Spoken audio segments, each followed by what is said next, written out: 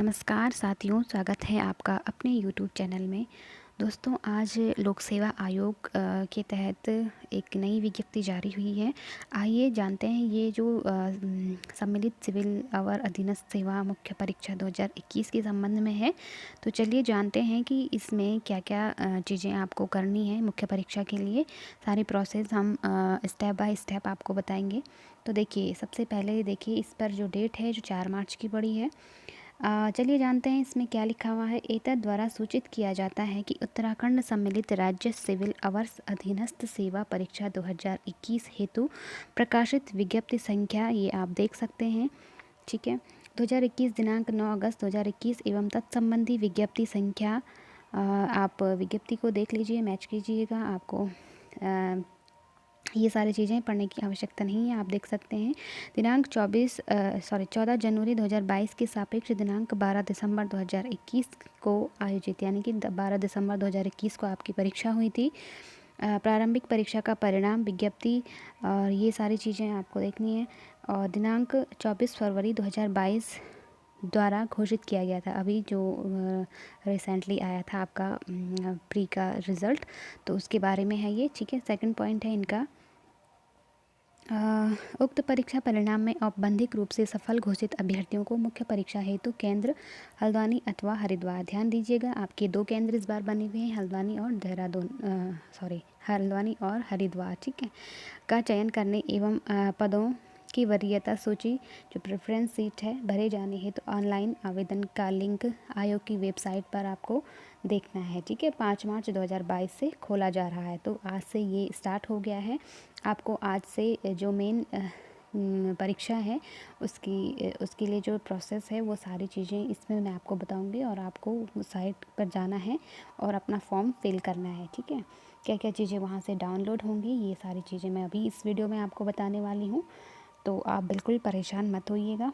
देखिए, तीसरी बात ये कह रहे हैं कि अभ्यर्थियों द्वारा उक्त लिंक का प्रयोग करते हुए परीक्षा केंद्र चुनने व पदों की वरीयता सूची प्रेफरेंस सीट भरने के पश्चात ऑनलाइन आवेदन पत्र जिसमें अनुक्रमांक अंकित हो, आपको ऑनलाइन फॉर्म भरना है जिसमें आपका जो अनुक्रमांक है वो भरना है, तथा अभिलेखों की चेकलिस्ट आयोग की वेबसाइट से डाउनलोड करते हुए समस्त शैक्षिक आरक्षण इत्यादि अभिलेखों की स्वहस्ताक्षरित छायाप्रति के साथ आयोग कार्यालय में जमा किया जाना है। अभ्यर्थी लिफाफे के ऊपर परीक्षा का नाम, यानी कि जो आप जिस एनवलप में अपना पूरा फॉर्म फिल करके रखोगे, तो उसके बाहर से आपको ये लिखना है, यहाँ से लेकर के और सम्मिलित राज्य सिविल अवर अधीनस्थ सेवा और मुख्य परीक्षा 2021, ये आपको यहाँ तक आपको ये ज़रूर लिखना है, ठीक है। उक्त अनुसार समस्त अभिलेख सचिव उत्तराखंड लोक सेवा आयोग, और जो पता होगा ना वो ये होगा, ठीक है। सेवा में या जो भी आप लिखोगे तो उसमें सचिव उत्तराखंड लोक सेवा आयोग हरिद्वार, और ये आप वहाँ का पिन कोड डाल देंगे तो ये वहाँ के पते पे पहुँच जाएगा, ठीक। फिर है जो कार्यालय में डाक द्वारा अथवा अन्य किसी भी माध्यम से जमा किए जाने की अंतिम तिथि 25 मार्च 2022 शुक्रवार साढ़े 6 बजे तक है, ठीक है। आपको 25 मार्च तक एनी हाउ उसे पहुंचाना है, निर्धारित की गई है। उक्तांकित निर्धारित अंतिम तिथि के पश्चात प्राप्त आवेदन पत्र अभिलेखों को आयोग द्वारा स्वीकार नहीं किया जाएगा। आप कोशिश करिएगा कि जल्दी से जल्दी उसको भर के भेज दीजिए, क्योंकि कभी कभी हम टाइम पे भेज देते हैं लेकिन कुछ जो गड़बड़ियों की वजह से, या कह सकते हैं आजकल तो किसी पर भी विश्वास किया नहीं जा सकता, तो इसलिए आप अपना काम टाइम से कर लीजिए, कहीं आपका फॉर्म समय से बाद में ना पहुंच करके रिजेक्ट ना हो जाए, तो इसलिए आपको टाइम से करना चाहिए, ठीक है।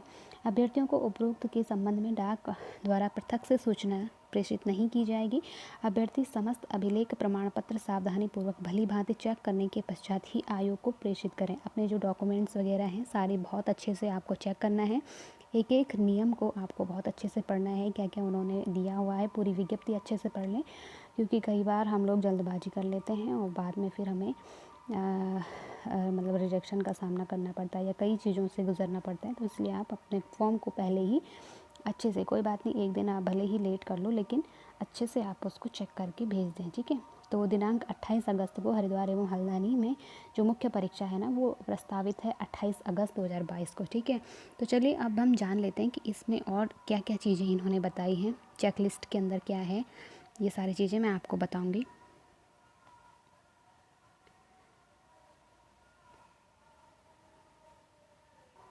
तो देखिए सम्मिलित राज्य सिविल अवर अधीनस्थ सेवा मुख्य परीक्षा 2021 हेतु शैक्षणिक आरक्षण आदि अभिलेखों की चेकलिस्ट। तो चेकलिस्ट क्या है, देखो इसको आपको डाउनलोड कर देना है साइट से, ठीक है।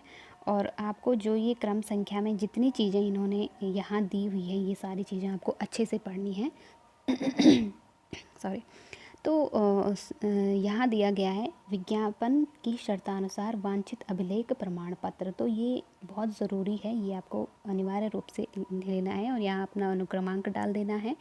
और देखो संलग्नक है अथवा नहीं, यदि है तो बॉक्स में टिक करें। तो आपको ये टिक करना है, ठीक है। कैसे, देखो जैसे यहाँ दिया है ऑनलाइन आवेदन पत्र की प्रति। तो जैसे जो ऑनलाइन फॉर्म होगा वो आपको डाउनलोड करना है, उसको आपको भरना है और उसको यहाँ फिल करना है, इस पे लगाना है, ठीक है, अटैच करना है। तो इसको टिक करें कि आपने लगाया है।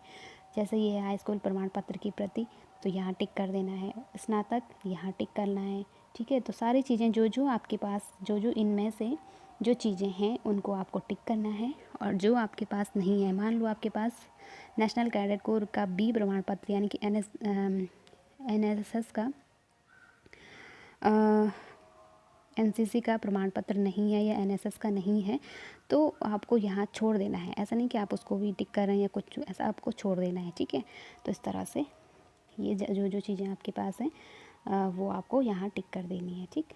तो यदि अनिवार्य शैक्षिक अर्हता से संबंधित औपबंधिक प्रमाण पत्र उपाधि प्रोविजनल सर्टिफिकेट डिग्री प्रस्तुत की गई हो तो ऐसी उपाधि उसमें उल्लिखित अवधि के अनुसार ही वैध माना जाएगा। यदि वैधता की अवधि अंकित नहीं है तो प्रस्तुत किए जाने की तिथि को वैध माना जाएगा। अनिवार्य एवं अधिमानी अर्हता विज्ञापन के अनुसार ऑनलाइन आवेदन पत्र प्रस्तुत करने की अंतिम तिथि तक धारित करना अनिवार्य है। तो आपको ये ध्यान देना है कि जो आपके प्रोविजनल अगर कोई सर्टिफिकेट लगा हुआ है तो उस पर डेट मान्य होनी चाहिए, ठीक है। ऐसा नहीं कि आप ओवर मतलब डेट नहीं है फिर भी आप उसको डाल रहे हो। तो ये चीज़ें आप थोड़ा देख लीजिए, ठीक है। और यहाँ पे अपना हस्ताक्षर करके ये आपको सबमिट करना है, ठीक है। अब हम अगली चीज़ देख लेते हैं, इसमें क्या है, विज्ञापन था पूरा, ये आपको देखना है, ठीक है। और आपको मैं यही सजेस्ट करूँगी कि आप भले ही आपने ये विज्ञापन जब फॉर्म पहली बार भरा होगा तब पढ़ा होगा, लेकिन अभी भी जब आप मेंस के लिए फॉर्म भरने जा रहे हैं तो आपको ये बहुत अच्छे से पढ़ना है एक बार फिर से, ठीक है।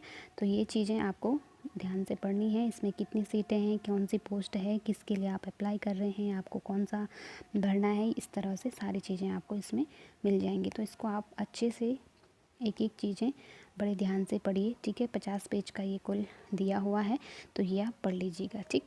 चलिए अगली चीज़ इसमें शुद्धि पत्र है, ठीक है। चलो इसको भी जान लेते हैं, ये क्या है। एतद द्वारा सूचित किया जाता है कि उत्तराखंड सम्मिलित राज्य सिविल अवर अधीनस्थ सेवा परीक्षा 2021 के अंतर्गत 190 रिक्त पदों तथा नायब तहसीलदार, उप कारापाल, पूर्त निरीक्षक, विपणन निरीक्षक, श्रम प्रवर्तन अधिकारी, आबकारी निरीक्षक, ज्येष्ठ गन्ना विकास निरीक्षक एवं खंड सारी निरीक्षक के पदों पर सीधी भर्ती द्वारा चयन हेतु विज्ञापन संख्या 2021 दिनांक 9 अगस्त 2021 को प्रकाशित किया गया था, ठीक है। और शासन के पत्र संख्या जो भी यहाँ पर दिया हुआ है दिनांक 27 दिसंबर 2021 द्वारा नायब तहसीलदार, उप कारापाल, पूर्त निरीक्षक, विपणन निरीक्षक, श्रम प्रवर्तन अधिकारी के पदों की संख्या में आरक्षण श्रेणीवार उप श्रेणीवार संशोधन किया गया है। ये भी आपको ध्यान देना है। जो आपने अभी पिछली विज्ञप्ति पढ़ी थी उसमें जो उस टाइम निकला है, यहाँ पर कुछ संशोधन किए गए हैं विज्ञप्तियों में, श्रेणियों में, उप श्रेणियों में। तो ये भी आपको देख लेना है, ठीक है। तो जो संशोधन किया गया है वो यहाँ इस तरह से किया हुआ है। देखो विभाग, पदनाम, कुल रिक्त पदों में भी हो सकता है, आप विज्ञप्ति देख लीजिए। और आपकी श्रेणी, उपश्रेणी, सारी चीज़ें जो हैं आपको ध्यान से देखना है, किस में कितने पद ऊपर नीचे हुए हैं, ठीक है। तो ये आपको देखना है, ठीक। फिर है ये भी सेम है, अलग अलग विभागों का ये दिया हुआ है, ठीक है। तो आपको ध्यान से पढ़ करके इसको फॉर्म भर देना है, ठीक। तो इसके बाद इसमें कह रहा है कि विज्ञापित पदों की संख्या में उपरोक्तानुसार संशोधन होने के दृष्टिगत प्रश्नगत विज्ञापन संख्या जो ये दिया हुआ है कि सापेक्ष ऑनलाइन आवेदन करने हेतु पुनः लिंक नहीं खोला जाएगा तथा अभ्यर्थियों द्वारा पूर्व में किया गया आवेदन ही मान्य होगा। आपको दोबारा से कोई वो नहीं करना पड़ेगा, आपके लिए जो पहले आवेदन हो गए थे वही मान्य होंगे। ठीक है, संशोधित रिक्तियों के विवरण संबंधी विस्तृत विज्ञप्ति आयोग की वेबसाइट पर उपलब्ध है। तो मैंने कहा ना, आपको पहले विज्ञप्ति को अच्छे से पढ़ना है, तभी आपको सारी चीज़ें क्लियर समझ में आएंगी। ठीक है, उक्त के अतिरिक्त विज्ञापन संख्या दिनांक 9 अगस्त 2021 की शेष शर्तें विवरण यथावत रहेंगे। ठीक है, तो ये चीज़ें आपको पहले मैं आपको यही सजेस्ट कर रही हूँ कि आपको बार बार कह रही हूँ कि पहले विज्ञप्ति को ढंग से पढ़ लीजिए, फिर इन सारी विज्ञप्तियों को अच्छे से पढ़ लीजिए, शुद्धि पत्र को, फिर आप अपना फॉर्म फिल कीजिए। ठीक है, तो देखिए, फॉर्म फिल करने के लिए मैं आपको बताती हूँ प्रोसेस क्या होगी। जब आप आयोग की साइट पे जाएंगे तो सारी चीज़ें पढ़ने के बाद आपको लास्ट में एक ऑप्शन मिलेगा कि आपको फॉर्म फिल करने के लिए। ठीक है, तो यहाँ पे लॉगिन का ऑप्शन आएगा, यहाँ पर आप अपना ईमेल और मोबाइल नंबर डाल दीजिए। ठीक है, फिर पासवर्ड जो आपने शुरू में जब फॉर्म भरा होगा उस टाइम का। ठीक है, और फिर यहाँ पे आप अपना कैप्चा, ये जो कोड दिया हुआ है यहाँ पे, इसको भरना है और फिर यहाँ पे लॉगिन कर दीजिए। ठीक है, तो यदि आपको देखो कभी कभी क्या होता है कि ये जो कैप्चा कोड होता है ना, ये थोड़ा इस तरह से दिया रहता है कि समझ में नहीं आता है।